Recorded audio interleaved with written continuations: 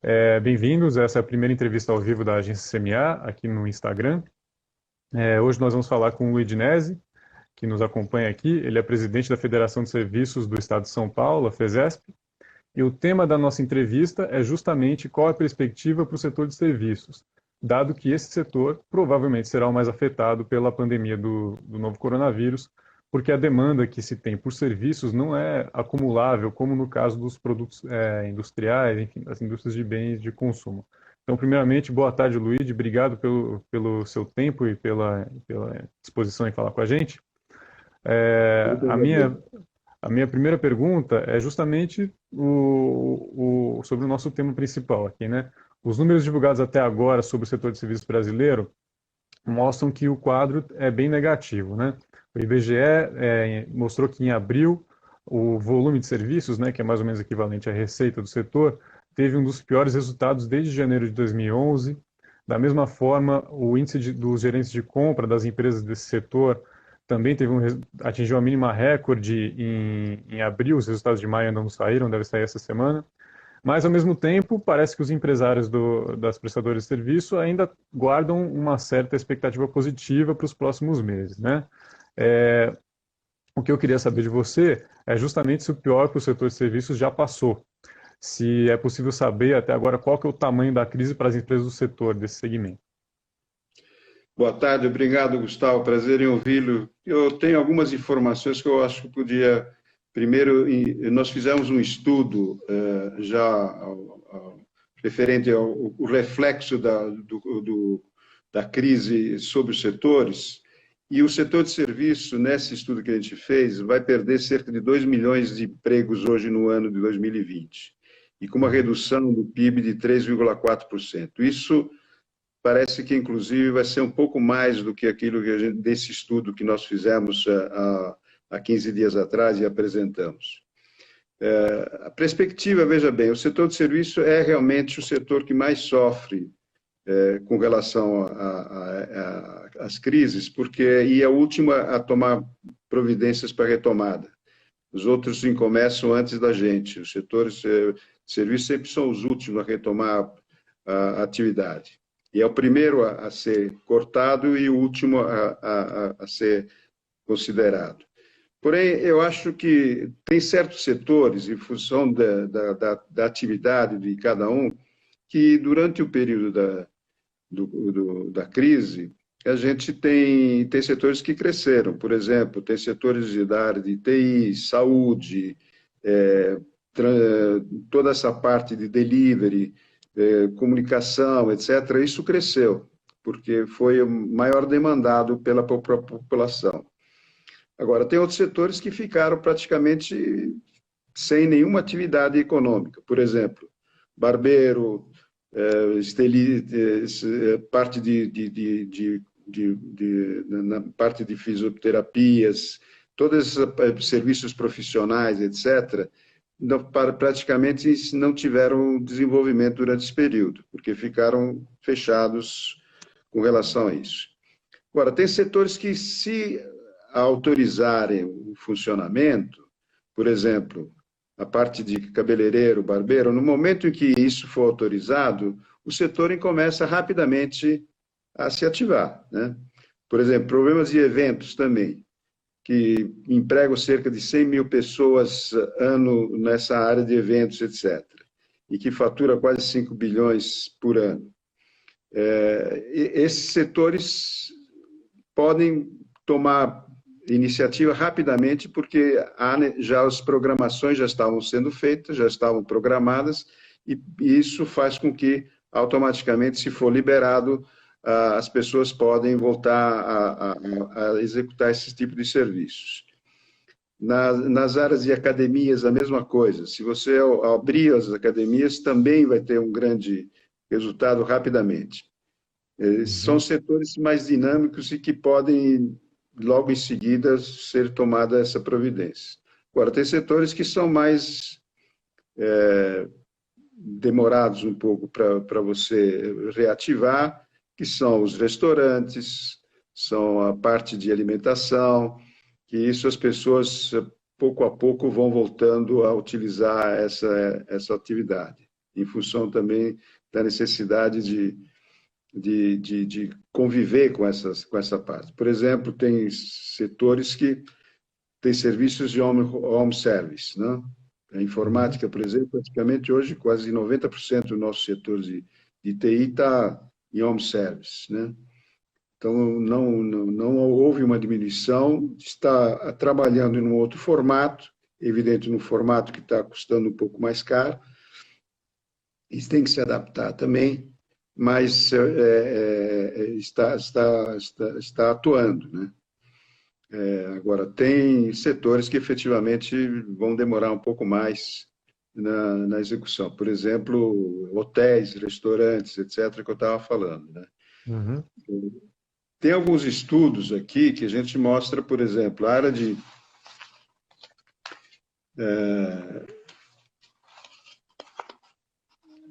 de academias. A área de academias, nós temos 100 mil empregos durante o ano e um faturamento de quase 8 bilhões por ano de faturamento. Então, esse é um setor que ficou praticamente sem atividade nenhuma durante esse período. Isso realmente criou um problema para essas empresas para continuarem operando, né? Locação de veículos, a mesma coisa. Isso ficou parado durante esses períodos. E empregam cerca de 100 mil pessoas anos com um crescimento que estava indo muito bem e tiveram que parar as atividades. Na área, por exemplo, de instituto de beleza, nós temos também cerca de 100 mil, 90 mil funcionários que trabalham nessa área, com 30 mil empresas, e que faturam quase 5 bilhões por ano, né? Uhum. Isso também ficou parado.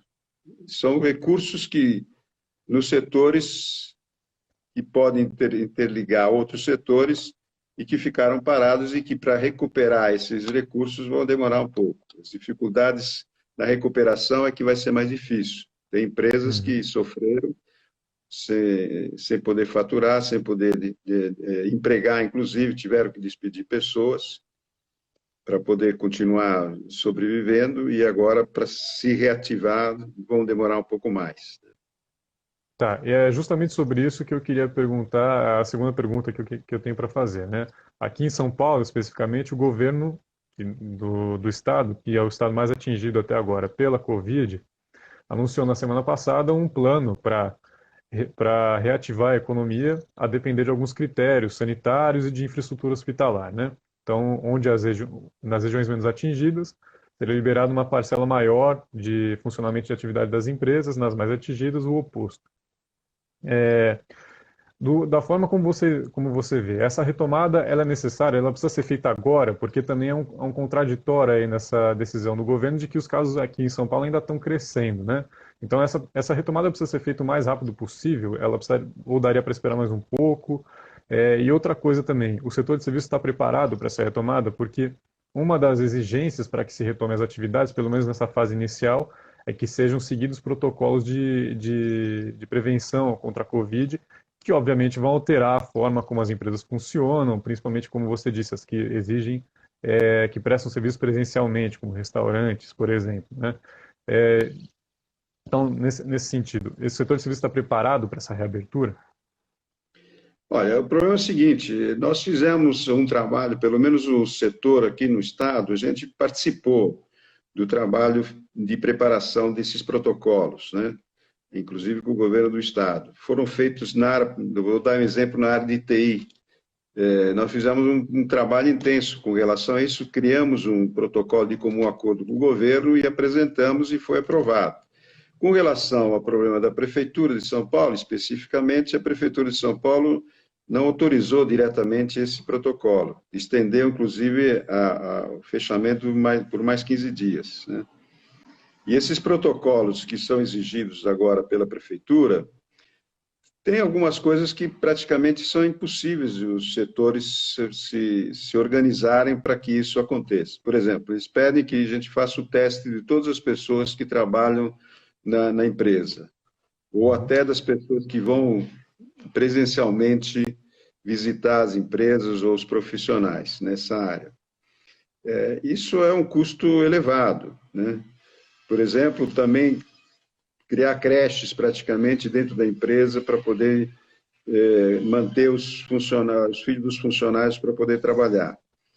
Então, são protocolos que, evidentemente, podem estar corretos em relação à parte de segurança, de saúde, etc., mas que são onerosos para as empresas e que dificultam outras empresas. Por exemplo, o prefeito disse que tem que entregar o pedido de cada setor. Só que tem que passar por várias secretarias. Tem que passar para a Secretaria de Economia, depois a Secretaria da Saúde, depois vai para a Casa Civil e depois vai para a sanção do prefeito. Eu não sei quanto tempo vai levar para fazer a aprovação disso. São 15 dias praticamente que está dando um prazo maior. Daqui a pouco termina o prazo solicitados pelo prefeito e as empresas não voltaram a trabalhar. Para se adaptar a esses protocolos e exigências, inclusive com o perigo de fechamento da empresa se você não cumprir os protocolos, porque ele utiliza a lei da prefeitura que pode fechar o escritório se você não conseguir utilizar, não conseguir implementar esses protocolos exigidos. Essa dificuldade realmente fica difícil para algumas empresas voltarem a operar, né? E essa burocracia de aprovação dos protocolos, eu acho que é um pouco elevada, um pouco extensa para se viabilizar essa implementação desses. O setor precisa voltar a trabalhar, evidentemente com todos os cuidados, com todos os procedimentos para que minimize o contato com outras pessoas, mas precisamos voltar a trabalhar. Não tem outra alternativa para que essas empresas, que muitas vão fechar, infelizmente, principalmente as pequenas empresas, porque está faltando, inclusive, financiamento. Os financiamentos não estão chegando na ponta, né? Apesar de tudo o fato que o governo está dizendo que vai financiar, etc., tem as linhas de financiamento, mas quando você vai no banco, está difícil de receber esses financiamentos hoje. Não está fácil receber. Uma outra...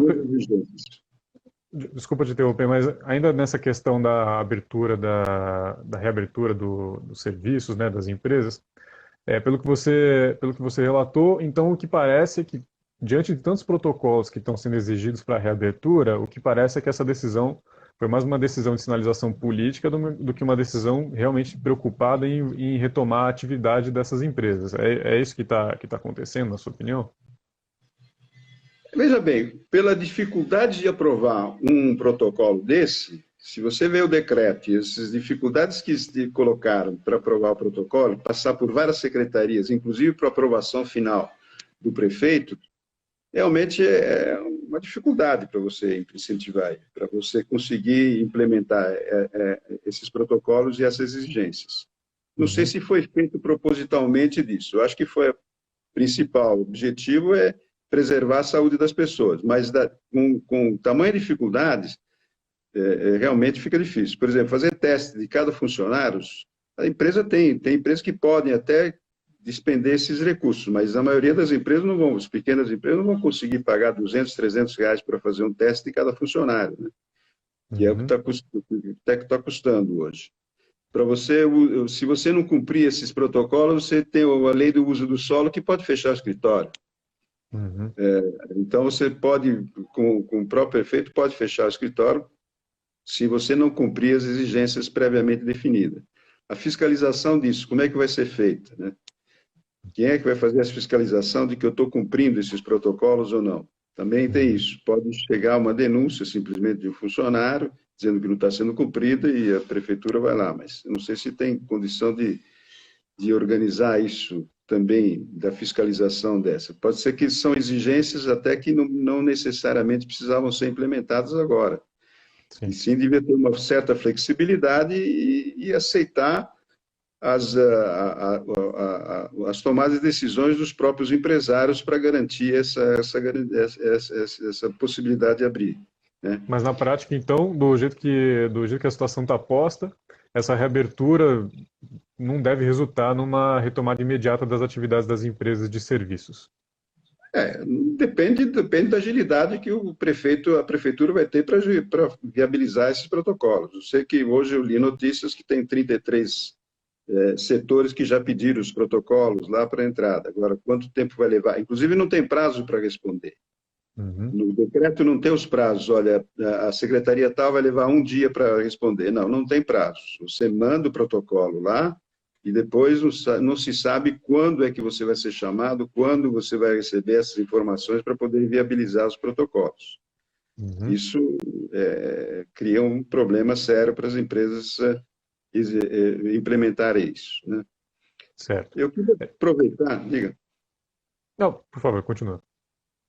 Eu queria aproveitar que, nesse momento, nós somos os maiores empregadores do país. O setor de serviço representa 75% do PIB na área de serviço, então são os maiores empregadores e os maiores pagadores de impostos. Nesse momento, uma coisa que, por exemplo, que está tramitando no Congresso é a medida provisória 936, de qual facilitar a implementação da folha de pagamento, etc., financiar a folha, o subsídio do pagamento desses impostos, etc. Uhum. A CNS tem, junto com a Federação de Serviços, fizeram um estudo há 20 anos atrás que a gente defende a desoneração da folha de pagamento, totalmente. Não somente durante essa crise, mas sim implementar isso para o resto, para todas as atividades econômicas, né? Não só para algumas. Essa é uma proposta que eu acho que o governo deveria implementar rapidamente e discutir isso com o Congresso, que evidentemente, a nossa proposta é bastante ampla, mas é simples e objetiva. É eliminar todos os impostos sobre a folha, transformando numa contribuição sobre a alimentação financeira. Certo. Eu ia perguntar sobre isso para você mais para frente na entrevista, mas aproveitando que o tema veio à tona, tanto o presidente da Câmara, Rodrigo Maia, quanto acho que ontem o secretário do Tesouro, Mansueto Almeida, são publicamente contrários a qualquer tipo de proposta de reforma tributária que inclua impostos semelhantes à CPMF ou sobre transações financeiras, sobre os pagamentos. Desde que vocês apresentaram essa proposta, como é que têm sido as conversas com o governo para que ela seja incluída na reforma tributária? Porque, ao mesmo tempo que tem uma certa resistência do governo e da equipe econômica em relação a isso, também o próprio presidente da Câmara, Rodrigo Maia, já admitiu que vai ser necessária uma reforma mais ampla, uma reforma tributária mais ampla do que a que já está sendo discutida, para lidar com uma situação econômica em que a dívida pública vai ser de quase 100% do PIB nos próximos anos. Aí. Então, como é que anda, como é que está sendo o diálogo com o governo em relação à inclusão dessa proposta de vocês na reforma tributária? Nós apresentamos isso para o governo já desde o início, não só nesse, mas inclusive nos governos anteriores que foram feitos. Tanto é verdade que a desoneração da folha de pagamentos que foi usada pela Dilma, com relação à desoneração da folha, transformando, em vez de sobre o salário, sobre o faturamento, foi implementada naquele momento e agora está sendo pedida uma dilatação do prazo por alguns setores que estão incluídos nessa proposta de desoneração da folha na 936, né? Uhum. O que a gente quer é uma coisa mais ampla, que seja feita para todos os setores, e com uma alíquota variando de 0,80% a 0,90% em percentual, nós conseguimos arrecadar esses recursos que hoje são arrecadados sobre folha de pagamento, né? Que são cerca de 230, 240 bilhões por ano, né? Inclusive, isso não oneraria o governo, porque seria simplesmente uma substituição de impostos sem aumentar a carga tributária, mas um imposto mais fácil de arrecadar, mais abrangente e pega toda a sociedade, não só alguns setores, né? A negociação por parte do governo, né, da equipe econômica, tem simpatia por essa proposta, né? Se você perguntar, evidentemente tem alguns que, como o Mansueto, por exemplo, se mostrou que não gosta desse imposto, mas a pessoa de não gostar de alguma coisa tem que dizer por que não gosta. Uhum. E ninguém fala por que não gosta, simplesmente diz que não é um imposto bom. Agora, da nossa proposta até hoje, ninguém questionou tecnicamente que a proposta é inviável de ser implementada. Você vê todos os economistas que todo dia aparece, né, aparece nos jornais, são contra o tipo de tributação, que é a contribuição à suplementação financeira. Agora, não dizem por quê e não provam por que são contra e nem porque esse é um imposto ruim, né? Uhum. Simplesmente dizem sem provas nenhuma. Não tem nenhuma técnica dizendo, ó, aquele imposto é ruim por causa disso, mas todos os nossos estudos que nós temos exatamente diz o contrário. E diz que todos os setores vão se beneficiar, inclusive a indústria que às vezes é contra esse tipo de imposto, mas vai se beneficiar com esse tipo de imposto. Vai diminuir uma carga tributária sobre o trabalho que, em vez de nós pagarmos impostos, nós estaríamos pagando salário e não impostos. Isso representa quase 26% de diminuição da carga tributária sobre a folha de pagamento. Inclusive, a nossa proposta é que o sistema S seja optativo, não seja obrigatório. Então, a pessoa que quiser pagar, paga. Quem não quiser pagar, não paga, né? Mas enquanto os outros impostos, 20% do INSS, os 2,5% do salário educação e o sistema S, que são cobrados, mais 2,5%, quase 3,6%, isso tudo dá uma diminuição de cerca de quase 25%, 26% sobre a folha de pagamento, né? Isso é importantíssimo. E, inclusive, nós estamos propondo a diminuição da carga tributária sobre o funcionário também.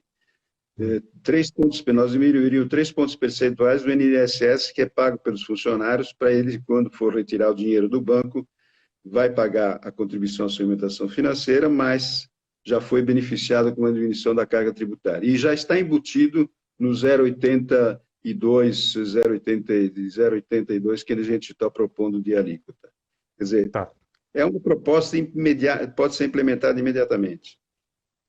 Agora, o Congresso, evidentemente, também o presidente da Câmara, não pode dizer é contra e sem permitir esse diálogo e essa discussão. Não foi permitido no Congresso essa discussão.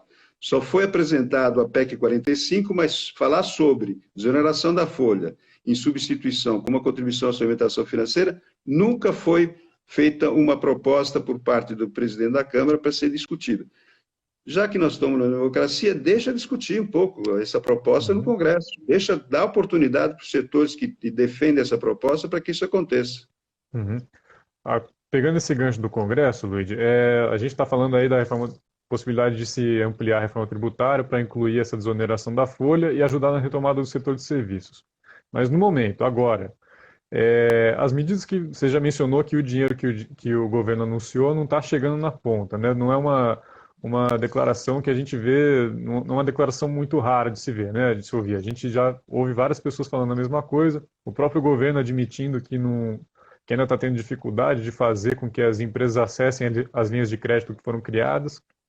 Então, na sua opinião, as medidas adotadas pelo governo até agora, elas foram eficazes para mitigar os efeitos da pandemia sobre as empresas, os efeitos econômicos da pandemia sobre as empresas? E também, que outras medidas que o governo poderia adotar no curto prazo para fortalecer a recuperação dessas companhias?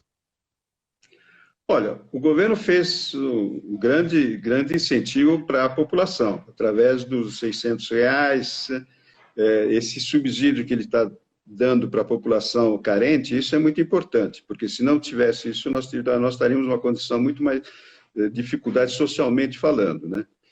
Agora, para o setor de serviço, infelizmente, não tem nenhuma proposta a fundo perdido. Por exemplo, nós teríamos que ter, nesses financiamentos, que o Tesouro garantisse 100% desses financiamentos, para que facilitasse essa possibilidade de os bancos financiarem. Com a garantia do Tesouro 100%, eu acho que ficaria mais fácil disso acontecer.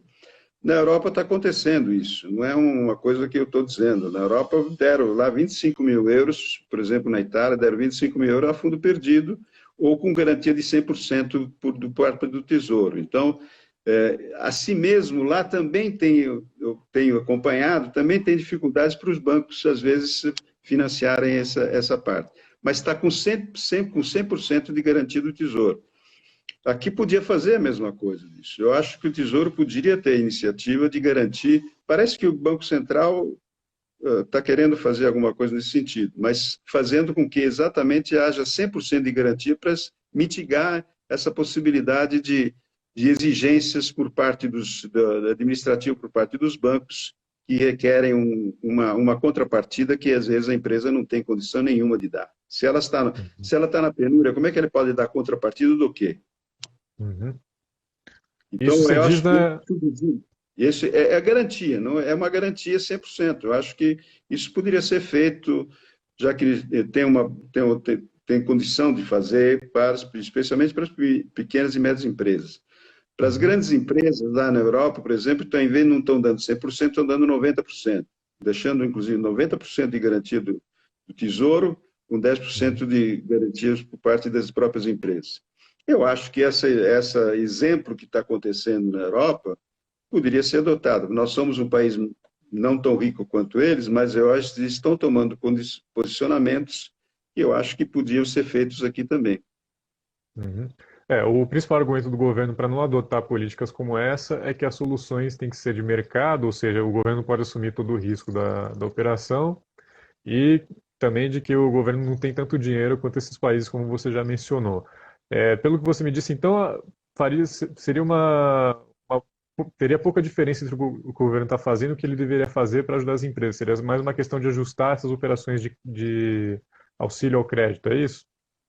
Exatamente isso. Eu acho que facilitar o acesso ao crédito, né? Que hoje Uhum. tem as linhas de financiamento, mas não consegue. Praticamente pouquíssimas percentuais, muito poucos estão sendo usados. Isso estatisticamente todo dia aparecem essas informações por parte dos bancos. Nem a Caixa Econômica conseguiu fazer com toda a vontade dela, não conseguiu fazer com que as empresas tomassem esses empréstimos. E tem uma certa cautela também por parte das empresas que não querem se endividar, porque numa situação dessa também tem essa preocupação. Se você me endividar com juros altos e com condições extorsivas, muitas vezes não dá para você sustentar isso. Eu Uhum. acho que esses empréstimos deveriam ser garantidos pelo Tesouro e com juros realmente somente com a Selic de juros e não com o spread que os bancos estão cobrando hoje. Uhum. Você mencionou agora um ponto importante dessa recuperação, um fator importante para a recuperação econômica, que é o fator medo, né? Recentemente, o presidente do Banco Central, Roberto Campos Neto, mencionou isso, disse que o fator medo pode adiar a recuperação no consumo, porque as pessoas vão ter receio de sair de casa, e também tem o fator medo do lado das empresas, né? O receio de tomar empréstimo numa situação em que você tem pouca previsibilidade. A percepção que vocês têm é que isso também é um fator importante nesse momento. As empresas não têm garantia suficiente de que, tomando empréstimo, elas vão conseguir pagar lá na frente, e essa incerteza está afetando também? Sim, isso está afetando, Gustavo. Realmente isso está afetando as empresas, não tem uma perspectiva qual seria a perspectiva que ela teria para que a economia volte a funcionar com tranquilidade, né? A gente não sabe Uhum. quando essa vacina vai chegar, não sabe quando essa crise vai passar. Existem determinadas incertezas que as pessoas ficam sempre com o pé atrás. Se elas Uhum. estão já com problemas financeiros, entrar numa dívida sem a perspectiva de que o negócio dela vai retomar a curto prazo é difícil. Não é fácil você tomar essa decisão.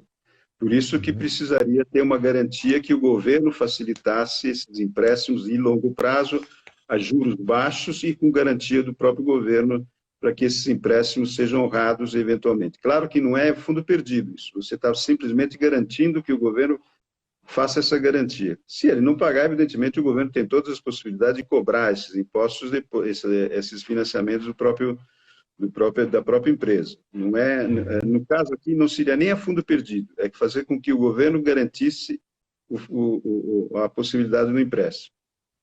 Tá Eu acho, certo. e esse medo realmente isso está acontecendo. Não é uma solução fácil de ser implementada hoje por um pequeno empresário, principalmente. Eu estou falando mais dos pequenos. E os grandes também, eles têm mais condições de fazer uma análise financeira melhor, mas também eles não estão. Você vê, a própria indústria do aço está pedindo para que intervenha no processo porque não está conseguindo se vender lá para os Estados Unidos, pedindo apoio do próprio presidente para abrir o mercado lá e voltar a vender o produto deles nos Estados Unidos. Então, isso está Uhum. acontecendo, não só para nossos pequenos, mas os pequenos é que hoje empregam mais e, portanto, precisaria dar uma ajuda importantíssima para os pequenos continuarem empregando. Uhum. Tá, e agora encaminhando para encerrar a nossa conversa aqui, Luigi, se você tivesse que estimar um período aí quando que o setor de serviços pode dizer assim que acabou a pior fase para as empresas desse setor, dá para dizer? É difícil? Olha, deveríamos iniciar o processo primeiro de autorizar essas empresas a funcionarem. Eu acho que isso é Uhum, primordial, tanto no Estado como nos municípios. Tem alguns municípios que liberaram tudo praticamente e estão operando quase que 100% da atividade de serviços, né, em alguns setores, evidentemente. Mas isso a gente deveria começar a viabilizar, com todos os controles, todos as exigências de manter o distanciamento, etc. Isso é importante se manter isso com as máscaras, com os testes, tem que aumentar a quantidade de testes, eu acho que é importante isso para saber exatamente se a pessoa está com problema ou não, isso é importante. Eu acho que se isso acontecer, os empresários tendo a possibilidade de ter um horizonte mais claro, pelo menos menos nebuloso como hoje, eu acho que isso nós conseguiríamos, em 2 ou 3 meses, reativar novamente a economia nas pequenas empresas que precisam efetivamente voltar a trabalhar, né? uhum, Que são os grandes empregadores. Eu dei 3 ou 4 exemplos para uhum, você agora, que são empregos imediatos se isso acontecer e se forem liberados a oportunidade de trabalhar, né? Então, nosso problema é que a gente não tem um horizonte. Não, qualquer um pode falar alguma coisa, não sei se está falando corretamente, é verdade. uhum. É difícil de estimar. É difícil de estimar, não é fácil porque a situação. Na Europa, a gente pode pegar os exemplos na Europa que estão começando a reativar, já estão começando até a fazer programas de turismo, estão reativando algumas, por exemplo, na Espanha, tem alguns setores lá da Espanha de turismo que já estão liberados 100% em algumas ilhas e algumas coisas que estão fazendo. E outros países a mesma coisa, né? Na Uhum, Suécia já foi liberado tudo, praticamente, aliás, nunca foi fechado lá, e a economia, eles estão dizendo que vai reativar tranquilamente nos próximos 30 dias, praticamente a economia já está 100% ativa, né? uhum, Então, tem alguns exemplos. Claro que a gente tem que analisar o nosso problema interno aqui, nosso, né? E o tamanho uhum. do Brasil, com as dificuldades que o Brasil tem e que sempre teve economicamente. Mas eu acho que nós temos armas para fazer. Outra coisa, aproveitando, Gustavo, tem Hum. coisas que o governo podia já pensar em fazer. Por exemplo, nós temos créditos de ICMS nos estados. Por que não liberar os créditos das empresas do ICMS? Nós temos todos os precatórios que estão aí parados há anos para serem viabilizados. Por que os governos já não preparam isso para pagar as dívidas desses precatórios que são para iniciativa privada? São dinheiro que podia entrar no mercado hoje. Uhum, Tanto os créditos CMS como os precatórios, tanto das prefeituras, estados e municípios. Poderia ser um plano, um planejamento econômico muito melhor do que você dar empréstimo, porque você está devolvendo dinheiro que já devia estar liberado para a iniciativa privada e para os credores dos governos. Eu acho uhum, que os governos podiam começar a pagar suas dívidas também. uhum. Então tem outras saídas ainda que não foram estudadas ou que não estão sendo deixadas em segundo plano no momento, talvez por causa de toda a preocupação com a crise de saúde e, enfim, com o aumento da dívida, né? Tudo bem, mas eu acho que se essa dívida já existe, por que não pagar agora? Porque Uhum, você pode fazer financiamento, em vez de dar diretamente o financiamento para os estados, pede para pagar as precatórias e pede para pagar o CMS. sim, Isso é dinheiro que entra no mercado. tá certo. Luigi, muito obrigado pelo seu tempo, pela sua entrevista. Eu agradeço também a quem estava nos acompanhando aqui, acompanhando a nossa primeira conversa ao vivo da agência CMA. vamos tentar fazer mais transmissões aqui ao vivo para vocês. E, Luiz, se você quiser fazer algum comentário de encerramento. Não, eu agradeço a oportunidade de a gente manifestar essas nossas soluções, quer dizer, a proposta, não diria nem soluções, mas são propostas que têm que ser negociadas, têm que ser colocadas na mesa e alternativas que a gente tem. Nós não estamos parados esperando que os setores se reativem sem nenhuma iniciativa. Nós estamos tomando essas iniciativas, estamos fazendo propostas, fizemos propostas várias para o governo, algumas foram implementadas, outras não, mas estamos sempre ativos e fazendo estudos para mostrar para o governo que podemos trabalhar juntos, fazer com que isso aconteça. Temos que estar todo mundo junto nesse momento de crise. Não podemos dar privilégios a alguns em detrimento de outros. Isso é uma coisa que não podemos fazer de jeito nenhum. Eu acho que você privilegiar alguns setores em detrimento dos outros, isso é prejudicial a toda a economia. Por isso que nossas propostas são mais abrangentes e não específicas para cada setor. Tá certo. Muito obrigado, Luiz. Muito obrigado a vocês que nos acompanharam. Acessem o site da Agência CMA, as redes sociais para ficarem atualizados. Boa tarde e até a próxima. Obrigado, Gustavo.